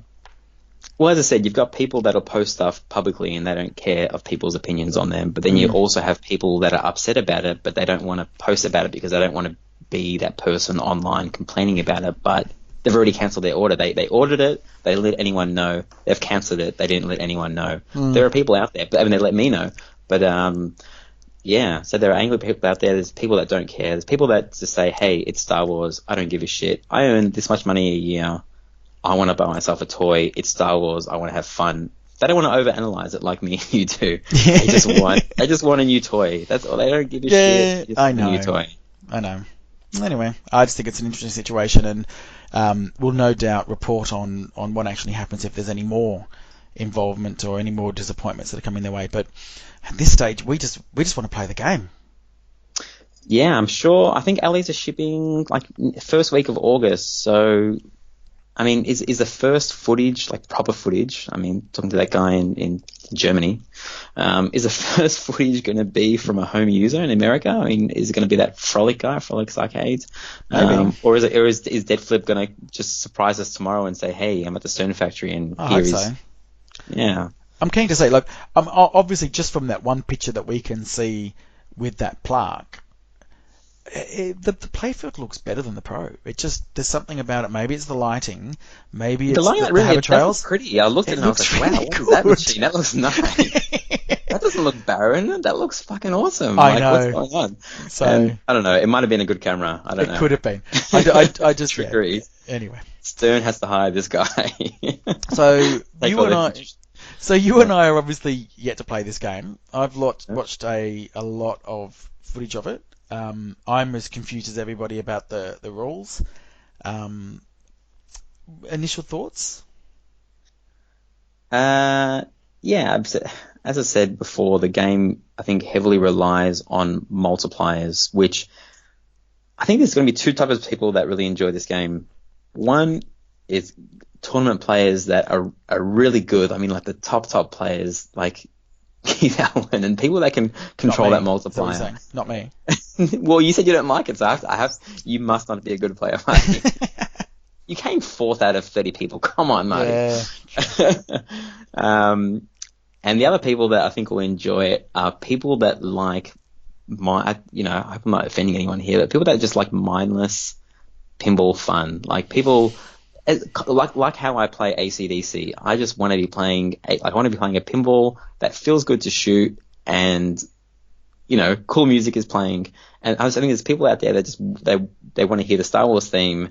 They can hit their shots. The light show is going to go off, and there's plenty of people that have a lot of money that have pinball collections. Maybe you don't know as many of them as I do because I hang out with collectors more than tournament players. But there are plenty of people that don't give a shit about the rules and they just want to have fun. And I think those are the two people. Now in the middle is everyone else, and that represents a lot of people. And I don't know. There's a lot of pinball machines out there, man. I don't even know why I have it ordered because I don't, you want that new inbox feeling. You want that excitement. You want that rush, but then what's around the corner? There's 8 manufacturers out there at the moment. Yeah, and but Ryan, what is around the corner? That's the thing. There's so many disappointments from there's no one. It's what can you buy? You can buy it dialed in if you wait a little while longer. I mean, as I said, it's not available right now, but you still get the feeling that it's coming. So how impatient are you? How impatient am I? You know what? That's what it's going to come down to. It's how much do you love Star Wars? How much do you love Steve Ritchie? How much do you love exploding Death Stars? How much space have you got in your house? You mean? Yeah. How much money do you have? Like, if this is going to cost landed 14 grand? No, 12.5. You're really bad with prices, Marty. What's going on? Oh, because I just don't care. So, again, 12.5 grand might be a lot of money to somebody, it might be a little to somebody else. So, it's all that whole value argument, whether you see enough value for the money. Sure. And I don't know. I'm not going to buy them. What do you think? Well, no, but I have this. I don't buy machines that I feel are going to be everywhere. So that means Stern. So as much as I love Star Wars, there's 12.5 grand, or I'll be able to play it on site, multiple locations, and they're making 800 of these. So there's going to be enough LEs out on site, right? So maybe I'll grab an LE and I'll site it just for you, Marty. How about that? Just have it in your house for a while so I can come over there and play. But I don't feel like I'm going to miss out if I don't get a Star Wars. I'll be able to play it. And if you really love it, you can pick one up second hand for the 50% of people who will sell it in the first year, realizing that it's not for them. Yeah, look, and I've also got limited space, so I can only fit 5 if I have a chat in the house. So they've got to be games that are special, and so that's I got the Jersey Jacks because now you can obviously see them on site. I think it's just me and you. We've both got our hobbits on site. I know. How funny was that? No one started a Hobbit in the first year. It was like almost a year, and then literally within a week, both not even talking to each other. The same day, was it? I put mine on like a Wednesday. You had yours out on a Thursday, and we didn't know. Oh no way! How fun is that? So anyway, so I'm not going to buy a Stern machine like this because I'll just be able to play them wherever I can, and then maybe second-hand market is what you're saying when they start going into collections. Yeah, I'm not sure if this is going to become the next, like Walking Dead LE or Metallica LE, where people will like refuse to sell it unless you offer them crazy amounts of money or until they get sick of it 5 years later. People think it's like that for Ghostbusters, but if you offer someone enough money for Ghostbusters, you can yank it out of a lot of people's collection because exactly. Anyway. But so on that, so as we haven't played it, but probably then going on to listener feedback, I guess we could call it, if we wanted to call it a mailbag or whatever. There was actually a listener that did give us some feedback on Star Wars, if you want to read that out. I don't have it in front of me, so maybe I'll read it out. So this is from Mitchie. I've met Mitchie, he's a great guy. And he's on Aussie Arcade. He's on Aussie Arcade, yeah. Active. Yeah, so and he's a good tournament player. So it is actually quite a long read. So I'm going to try and pull out some of the important bits. But the first one bit is, I listened to the podcast this morning too. I find myself agreeing. we can just sort of leave it there. Great review, thank you. But he says, I got to play maybe 15 games over the weekend of Star Wars. The shot multipliers totally dominate the game. Ignore them and you won't score high. I know, and obviously it's been reduced 10 times. No, I don't think it's been reduced to 10 times. Has it been reduced to 10 times? Yep, it's reduced the maximum multiplier to 10 times. Are you serious? Yep. Okay. So that's what they've done. So players who know how to trap up, move the multiplier, and make a shot will totally dominate. You cannot win against a player who does this, even if you play 5 times better or longer. Fair enough. Other observations. The game is flow, flow, flow. Reminiscent of AC/DC and Star Trek, but even more flow. And from the video footage that I've seen, it looks so much faster than any other Steve Ritchie. So I think he's got something there. It's basically everything is flow shot except for the right hand scoop and the left orbit, which is a flow shot too if it isn't diverted into bumpers. I give Stern full marks for trying to innovate. On the LE and the Premium, the right scoop, I believe, doesn't exist. It's staged in a different area, I think. Okay. So there might be more flow in the LE. Yeah, even more. I give Stern full marks for trying to innovate. The multiplier 80 is a good attempt at introducing something new. But the multiplier is surprising because it seriously gets in the way of flow. You have to stop shooting stuff and fiddle with the multiplier if you want to win. So that's interesting, right? So back to your point before, if you're somebody that just sits there and shoots, they're probably going to have a good time. If you're actually now focusing on getting a high score, you're probably going to ruin really what Steve Ritchie was trying to do with the flow game. Maybe. Yeah. You wonder how much communication they have between the designer and the programmer on, the rules and what the objective is, like what the end goal of Steve Ritchie's vision of the game is. Because if you're trapping the ball and changing multipliers, then that's not flow. No, exactly. That's, the opposite. I found all of the shots easy to make except for the Death Star. That one requires very precise aim because the entrance is very narrow. And yeah, I did notice that on a lot of the videos, that was the one shot. It looked easy on video, but people weren't getting it. The machine plays fast, really fast. Beginners will probably get frustrated. That's the worry. I mean, people talk about it would be a great earner on site, but there's a lot of people that say that it's so fast and so it can be so brutal in certain ways. Like if you hit the horseshoe shot and if it's not set up absolutely perfectly, if you hit it hard, if you rattle the shot, it'll be fine. But if you hit it perfectly, straight down the middle. So I don't know. Is it going to be a good earner on site? Star Wars. Well, the games will be quick. It just depends on whether they'll come back and put more money in it. The rule set strikes me as so-so at the moment. The modes are not particularly interesting. It's slightly annoying that at the time you choose a mode, there's no indication on the screen as to what the goals of the mode are. So there might be hints on the inserts. Can't remember. It'll take a while to learn the objectives and values of each mode. And that's right there, probably my criticism that I found so far. And that is, reminiscent of probably Star Trek as well, in that the modes happen, but the playfield itself doesn't really integrate with what you're doing with the modes. There's big flashing inserts, but I was confused by Star Trek code as well, because I'm like, how come this shot is worth more than the other shot? And I had to watch a YouTube. I had a mate link me the video. I'm like, please tell me how Star Trek scoring works, because no one has created a rule set for Star Trek. It doesn't exist like it does for Lord of the Rings and Simpsons. And someone had a video, kind of like what you do with live streaming, where you have multiple videos on the same screen. Yeah. And had his DMD, his playfield, and then in the corner he was working out the maths of how the scoring works, and it was so confusing because it was each shot that's done in a row is doubled, but then if you get him in a certain way, in a certain rhythm, and it was just like, holy shit, this is basically like university maths to me, and Star Trek, it seems like it's even worse. Yeah, and I think that's probably the big letdown for me is you've got the modes happen, and then there's video footage happen in the background, but you're really still looking down on the playfield for arrows to shoot. So yeah, that for me, I think that and that's leading on to his next point, which is my main concern is that I'm not sure that this game won't get boring rather quickly.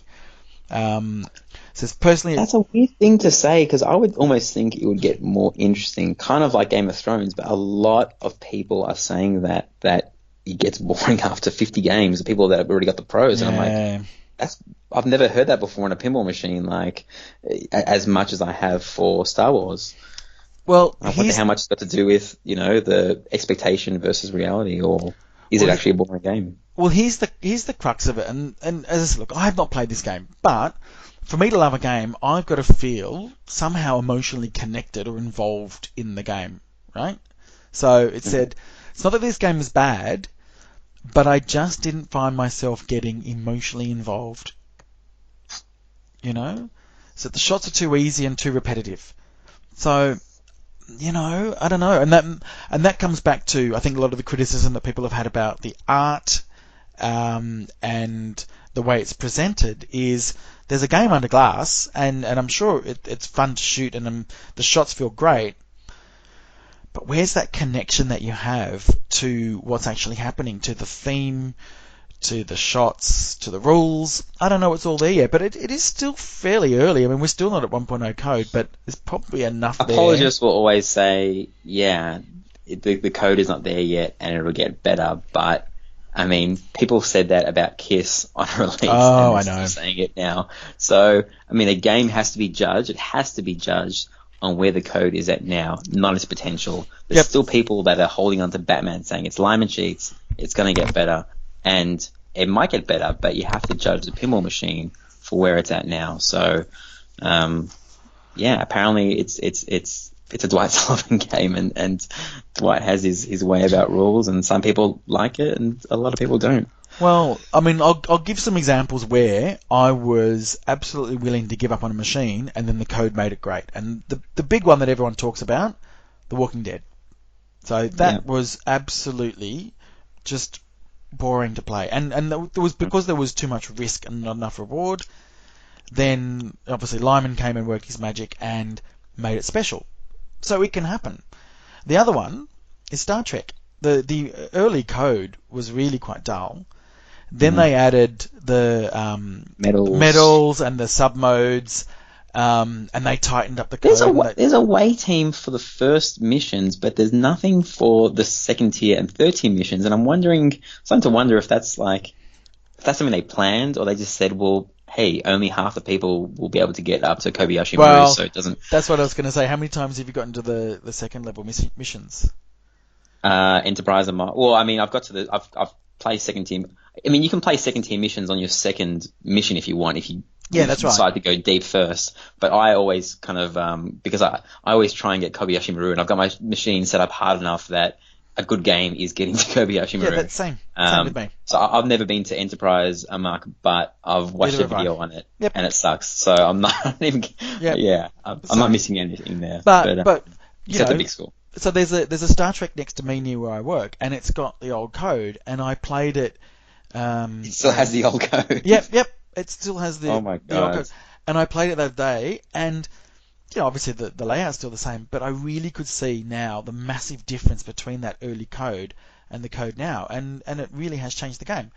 That didn't necessarily radically change the game. I think Walking did change that game quite considerably. Metallica's a big one as well with Crank It Up. Yeah. There was no Crank It Up for a while. Yep. And Metallica without Crank It Up isn't the same. No, that's right, because there's no purpose to it. No. Just 4 shots over and over again. But it's an interesting topic, and I think one we'll talk about another day, is that does bad code that stagnates for a long time affect the long-term perception of games that eventually turn out to be better or good or great? Do people's opinions on them always stay? Like if someone has a Kiss machine for 2 years and they think it sucks, and then they sell it, and then the code becomes amazing, for example, if this happens, does everyone's perception of the pinball machine still equal it sucks? because it took 2 years? Or can a machine truly turn itself around? I mean, is there a time period of when you can have shit code? Like, if Walking Dead was horrible for 2.5 years, would have everyone that cared about the machine already given up? Well, it took a while. I mean, that was over a year before they fixed the code. Was it? Yeah, it felt like a long time. I don't think it was that long. It did feel like a time. I don't know. Okay, well, I'll ask you this. I mean, Kiss is an interesting example because I don't know whether the layout is all that interesting. But if they did rewrite that code, could they then make that a great machine? I don't know. I always think about this. I mean, like, can you have a really awesome layout and shit code, and can you have shit code and an awesome layout? And I think Steve Ritchie games, I mean, like, I think AC/DC is amazing. I think Star Trek's pretty good, code-wise, but there's only kind of, with the layout that he gives, I think there's only so much you can do. Whereas we have like a Joe Balsa layout where you've got like this weird stuff going on. So I always use the word weird, but yeah. You can do more. Like I said, when I explained Simpsons to you one day, you'll realize, like, it's almost like a crazy masterpiece. But could Keith Johnson do a pinball machine with Steve Johnson and with Steve Ritchie and do the same thing, or is he limited by the layout? Well, if you have a look at the Hobbit, I mean, it's a pretty simple layout. There's not really that many shots, but they've made that interesting just through code, I think. No one else except Keith Johnson could have made that pinball machine what it is, because the layout, I mean, I love The Hobbit, but it has, the 2 shots in the middle are too easy. Yep. And every other shot for me is too hard. This is just me. No, I agree. The orbits are pretty hard to hit, and that they're satisfying. The two shots in the middle, they're not super satisfying. You can backhand them, or you can hit them with both flippers. The drop targets to me aren't super satisfying to hit. And then there's 2 mode holes, which are just, to me, super frustrating, because sometimes if you hit it perfectly, it'll pop out. If you don't hit it perfectly, that's when it stays in. But hitting holes, they're not satisfying to me. Don't say anything, Dirty Marty. But as I said, Keith Johnson has done the best he can, and there's still more to come with that layout. But if that machine was a narrow body designed by Pat Lawler, then could have been the greatest game that was ever made. Maybe. I was expecting Lord of the Rings version 2. I was saying, well, Lord of the Rings was made in 2003 to 5, I think it was, and that was freaking amazing for a Stern being tight asses back then. Well, I mean, they put a lot in there, but they weren't doing a Jersey Jack thing where they were just throwing the kitchen sink at it. When I was watching all the videos and looking at all the talks, I thought they're going to produce something that's going to blow Lord of the Rings out of the water. But it turns out that, having the world's best LCD animations and amazing sound package can only do so much to a pinball machine if you have to rely on the layout and shot satisfaction. So there's a lot of ingredients to make a pinball click, and the Hobbit's weakest thing, I think, is the layout, and everything else more than makes up for it. But because of the layout, it kind of, I think, drags the pinball down a little bit. Yeah, I think we both had enough plays on it that we could probably do a full review in a future I've played episode. 1,000 games on that machine, so I know back to front. Agreed. So do we want to go through some other listener feedback? Sure. Should we head to the mail bag? I think we should. Okay. Look, in summary, the feedback that we've had from a lot of people, and we've actually had a lot of feedback on Aussie Arcade, direct messages, email. It's actually been really positive. It's actually quite a surprise, because I thought everybody hated you and they were going to, I work really well on negative reinforcement. It's how I was raised with my dad. So if you tell me that I'm really good, the show's going to continue to suck. If you tell me that I suck, then the show's going to get better. So please send some abuse my way. Yeah, can you just make that a tension riser, though? Don't Marty does not work on negative feedback. But I will read out probably the first email that the very first message we received. And so this is from Axel. So this is an email. He emailed us at head2headpinball@gmail.com. said, "Hi, Marty and Riser." Is it Riser or Ryan C? So for those people that don't know, it's Riser on Aussie Arcade. Just finished listening to the first podcast. Congratulations. I'm a regular listener to Canada's podcast, so I've heard Riser before, but I'm glad that you two have teamed up and there's finally a local podcast that caters for us Aussies. I, like you, Marty, started playing pinball as a lad in my local fish and chip shop in Doncaster. It was all the rage back then and I never lost the love of it. I have a couple of older machines I love playing and have recently built a video cabinet with about 30,000 games. It's funny because the most often played ones are the virtual pinballs on Pinball Arcade and Future Pinball. That's funny. As Marty knows, I'm just dipping my toe in the water in Melbourne's competition scene and have really enjoyed playing some new machines. We'll definitely be coming to this month's Melbourne Silver Ball League tournament at Pinball Paradise and have been practicing my Playboy skills, which is funny because the first time I met Axel, we were at the Melbourne Silver Ball League and we play a head-to-head knockout comp, and he played me on Playboy. I'd finished my third ball and was so far ahead of him, I walked away feeling really confident. And then he came back and absolutely killed me. And every time I see him, I mention it. Every time he chats on my stream, I mention it. And I'm going to mention it to the day I die until I can beat him on Playboy, because I felt absolutely robbed of that victory. But you know what? This is one of the things that I really like about the competition scene is actually meeting good people. And otherwise, if they don't know collectors or if they don't know other people that have pinball machines, the only way they can do it is through the likes of Melbourne Silver Ball League or Bayside from last week that, you know, are out there advertising for people to come along to these communities and play. And then they meet people, and then maybe they can meet other people that have got collections as well. So, you know, meeting Axel for the first time was a big highlight, and he brought his son Matt along, and they've been to a few comps since, and that's a great story for me. Yeah. That's good. The next email I read is from one David McKinnon, and he said, all the best, Ryan and Marty. Well done on getting it going. I'll be tuning in regularly. Now, I met Dave a couple of months ago. He's an active member of the Aussie Arcade Forum, and he's got an amazing little collection, all the top stuff, Metallica LE, AC/DC LE. He had a Wizard of Oz, but he had to let it go. He's got a Batman as well. And when he sold Wizard of Oz, I think he was looking for another machine, and he came down to Melbourne for a work trip. We met up. We were going to meet in the city and play some pinballs, but I said, what's the point?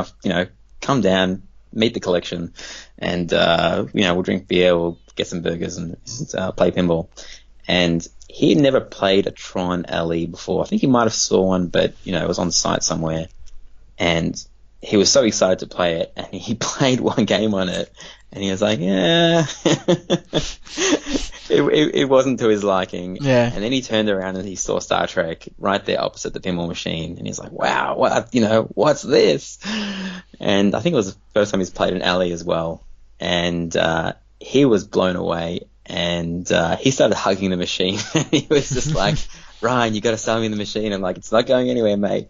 And he messaged me all the time asking, and I'm telling this story because I'm just letting him know officially and publicly that, Dave, you're not getting the machine. So stop. Well, this is the forum, Dave. You're not getting that machine, so stop asking. Not getting the machine. And probably the next one is, and I won't read it all out, but it was actually good that if you've gone to our website, head2headpinball.com, we sort of like bare bones of a site there, but we are going to be putting more and more locations up. And it was really good that Gary from the Pinball Network got in touch with us to first of all thank us for having City Heroes, one of his venues there, but also to let us know that there's a new site that they put some pinball machines, which is the Lansdowne Hotel, and they're kicking it off with Metallica, AC/DC Premium, and Aerosmith. And I reckon there's going to be probably another new release coming soon to there. So yeah, and I love people that cite. I love collectors that cite pinball machines because they're in. I mean, as you said before, you played a Star Trek that isn't on the latest code, and that code is 2 years old. Yeah. So enthusiasts that cite pinball machines, I think they portray a positive message about pinball compared to your guy who's been doing it for 25 years, who doesn't clean the machine, who doesn't rotate machines. It's good to have people like him citing machines out there. So yeah, absolutely. So thanks for that. Yeah, and we might do a podcast in with him at a later date to talk about sighting machines and what it involves and the ups and downs of that. Yeah, absolutely. You got any other messages? Yeah, we got a message from the guys at Slam Tilt Podcast. So Slam Tilt is one of my favorite podcasts, and it's Ron and Bruce, and they're up in the US in New York, and they said, "Great first show, keep up the good work, and we will keep on listening. Your friends at Slam Tilt Podcast." So that's good, as people referring to us as friends, and even our friend Canada gave us a shout out on the end of his latest episode. So yeah, we've got Thanks, two Chris. pinball podcasts that don't hate us. So we're doing all right, man. Either that, or they know it's really bad and that we're not any competition. So you can look at it that way. But fun story. I'm pretty sure that when I was at Papa in April, I met and spoke to Ron from the Slam Tilt podcast. You just didn't know who he was. I just didn't know who he was. Ron, I'm sorry, but we had a chat. You're a really nice guy. And it was Marty's the guy who finished first in the division out of everybody. First. I did not. You did? No, I qualified second. In qualifying. I qualified second. Yeah, Jordan qualified first, of course. No, you qualified first, and Jordan qualified second. I swear to God. Why do I know this more than you? I remember looking. Why? Really? I don't know. Why would somebody who was actually there know somebody that wasn't there and has got their information wrong? I'm gonna look at it. All right. That's true. Might have been jet lagged. It's true. That was in the B division, and then when I got to the finals, I absolutely bombed. So that's for another story. 8 seconds. Jeez. I'm sorry, Marty. I'm sorry. Yeah, bring it all back. But it was really good to meet people like Ryan. It was good. Yeah, we have. Jeez. It's gone. We had some other things we were planning to talk about, but as always, we say, hey, this will last half an hour, and that's an hour and a half gone. So we've got an interesting interview lined up that we might release midweek. Yeah. We might leave it a secret. Well, or we can tell them. Okay. Go for it. Well, so last week we did talk about the Brisbane Masters, and we talked about the Flip Frenzy tournament, and we actually managed to speak to Jimmy Nails, who runs Netherworld up in Brisbane, ran the Brisbane Masters with Jason Lambert, and also helped develop that software. So we're going to release that interview during the week, and we hope you enjoy it. Yeah, and if you have any more feedback or questions, or if you want to contact us, head2headpinball@gmail.com, or you can contact us through our website, which is head2headpinball.com. We're on Twitter, we're on Facebook, we're on Instagram, we're on everything, but we're also on Stitcher, but you don't know what Stitcher is. I don't know what Stitcher is. I got an email saying we've been approved on Stitcher, and I just told Marty, what the hell is Stitcher?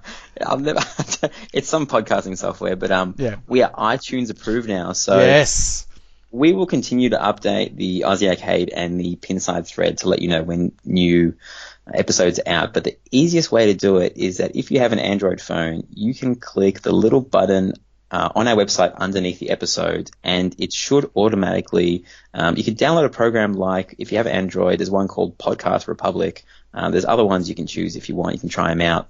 But you can subscribe, and it will automatically download the podcast as soon as it's released. Literally, like you can make it check every half an hour, or every 10 minutes, and it will automatically download it when you're on Wi-Fi, so you're not wasting your data. And that's the best way to do it, I think. Instead of checking all the time, just make it automatic.